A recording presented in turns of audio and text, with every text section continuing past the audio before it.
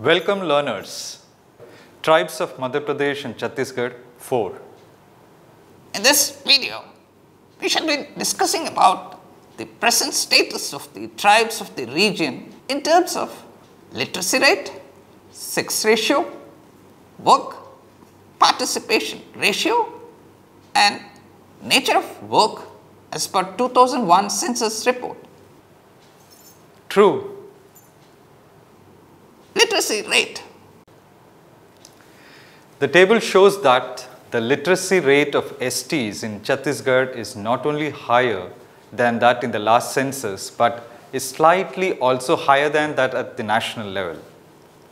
The male as well as female literacy rates are similar to those at the national level. Whereas in Madhya Pradesh, there is an increasing literacy rate from 2001 census, it is lower than that of all STs at the national level. Male and female literacy rates are also lower in comparison to those at the national level. In Madhya Pradesh, among the major tribes, only Gonds have registered a higher overall literacy as well as female literacy in comparison to the national average. In Chhattisgarh, Halba, Oran and Kavar have registered overall higher literacy level than that of all STs at the state level. Sex ratio.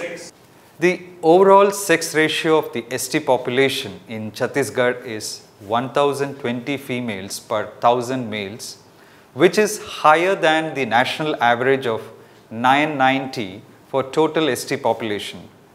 Whereas in MP, it is 984 females per 1000 males, which is lower than the national average. Work participation rate. The work participation rate in Madhya Pradesh for ST population is 49.9%, which is slightly lower than that of STs at the national level. In Chhattisgarh, the WPR of the ST population is 52.8% with a marginal decennial decline of 0.6%. Category of workers. According to 2011 census, in both the states, around 70% of the tribals are engaged in agriculture, which still remains the predominant occupation of the tribals. In 1951, nearly 90% of the tribals were engaged in agricultural activities, which indicates that there is hardly any change in the economic aspects of the tribals, even though at the national level, the percentage has come down to 81%. After independence, the Government of India adopted the integration approach to bring the tribals into the national mainstream. Integrating them into the national mainstream meant to make available to them the advantages of education, technological advancements, economic and social development, of which they had been deprived since ages due to their secluded existence without threatening their rights to preserve their culture. At the same time, the Constitution of India prescribed protection and safeguards to them with the object of removing their social disabilities and promoting their varied interests. In March 1992, the National Commission for SCs and STs was given a constitutional status.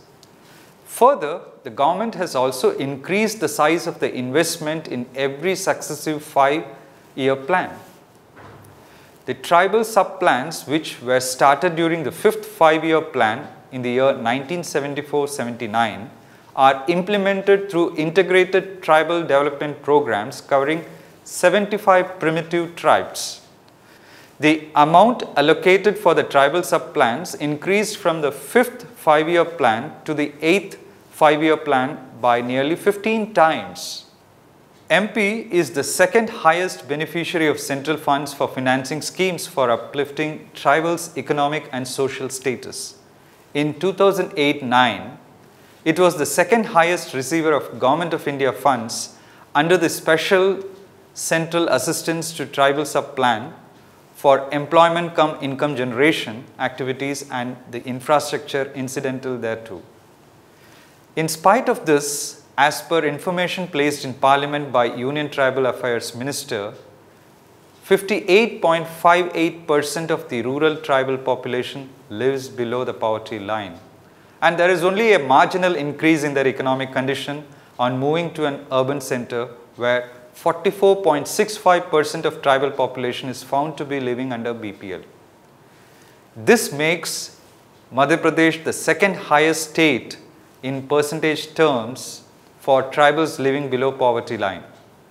In comparison, Chhattisgarh is relatively better off, with tribal population between 54.74 and 41.04% living below poverty line in rural and urban areas respectively. These figures are based on a study conducted by NSSO during 2004-2005 for the Planning Commission.